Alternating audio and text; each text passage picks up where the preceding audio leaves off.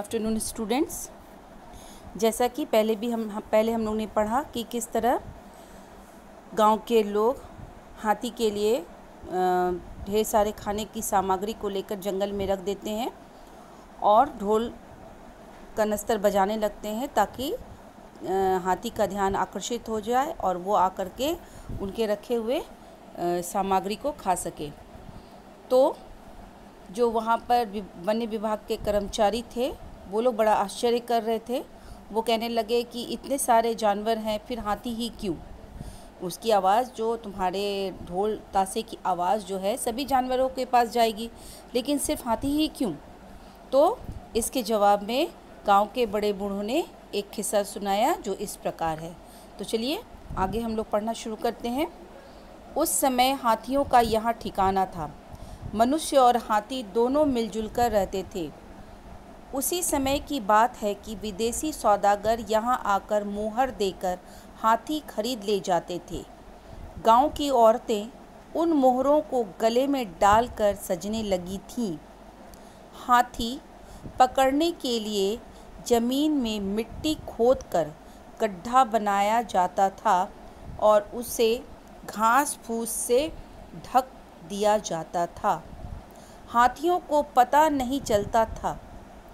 उसके ऊपर चलते ही हाथी उस गड्ढे में जा गिरते थे। सौदागर लोग आकर उन्हें गड्ढे से निकालकर ले जाते थे। जाते समय गांव के मुखिया को मोहर दे जाते।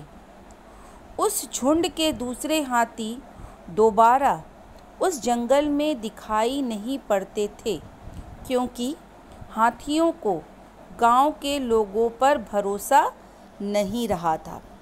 यहाँ पर बताया गया है कि वहाँ पर हाथियों का ठिकाना था और मनुष्य और हाथी दोनों आपस में मिलजुल कर रहते थे। लेकिन एक विदेशी सौदागर यहाँ पर हाथियों की खरीद बिक्री करता था और उस हाथी के बदले में वह उनके सरदारों को मोहर दे के जाते थे। मोहर मीन्स सिक्का दे के जाते थे। और गांव की औरतें क्या करती थी? उन सिक्कों को गले में डाल करके सजने संवरने लगती थी। और वो सौदागर जो था हाथी पकड़ने के लिए क्या करता था? ज़मीन में गड्ढा खोदता था और उस गड्ढे को घास फूस पत्ते आदि से क्या करता था? वो ढक देता था। इसे ढक देता था ताकि हाथी को पता न चले कि नीचे गड्ढा है। और जब हाथी उस पर से गुजरता तो वो हाथी गड्ढे के नीचे गिर जाता और तब सौदागर क्या करता था?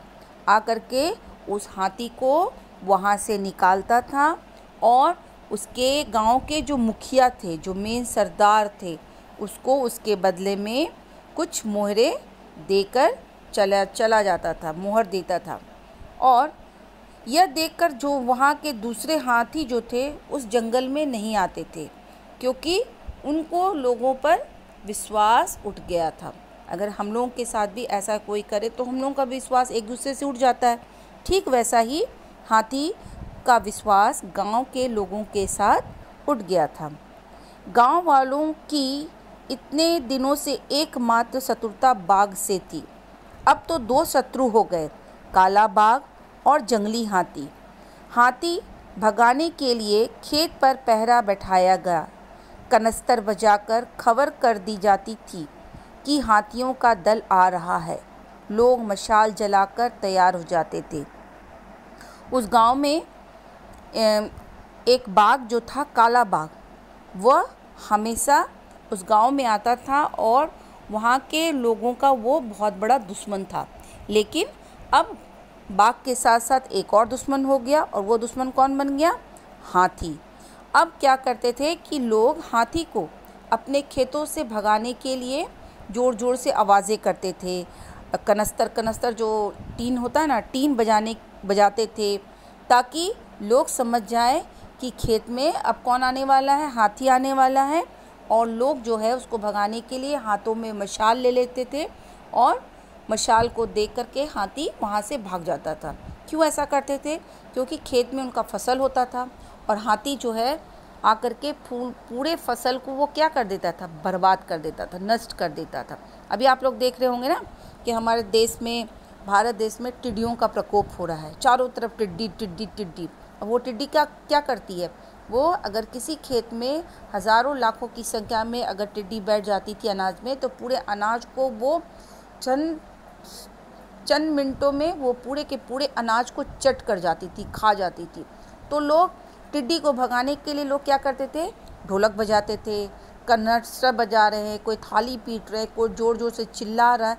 उससे क्या होता था, उस आवाज़ को सुन करके वो टिड्डी क्या करती थी, वहाँ से भाग जाती थी। उसी तरह हाथी को भगाने के लिए लोग ये मशाल और कनस्तर बजाने का काम करते थे। बाघ बिना किसी तैयारी के घुस जाते थे, अंधेरे में चुपचाप जंगली झाड़ियों के बीच लुक छिपकर। उन्हें कोई रोक नहीं सकता। एक दिन की बात है, जाड़े के अंतिम दिनों में घर के दरवाजे खिड़कियां खोलकर लोग बसंत के स्वागत के लिए बाहर गए थे। ऐसे में अचानक ढोल कनस्तर की आवाज़ गूंज उठी। अब क्या हुआ, बाघ जो था वो क्या करता था, अंधेरे में चुपचाप झाड़ियों के बीच घुस करके बिना किसी को बोले घर में घुस जाता था। लेकिन किसी को बाघ को रोकने की हिम्मत किसी के अंदर नहीं थी, क्योंकि बहुत खूंखार जानवर होता है। लेकिन क्या हुआ कि जाड़े का मौसम जब ख़त्म हुआ और बसंत के आगमन की स्वागत के लिए लोग क्या किए, घर से बाहर निकल गए।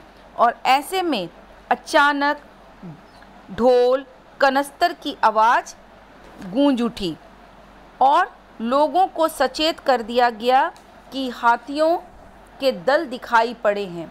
जहां कहीं भी आदमी औरत थे, सभी उस तरफ दौड़े हाथियों का सामना करने, नहीं तो इस बार की सारी फसल नष्ट हो जाती। अब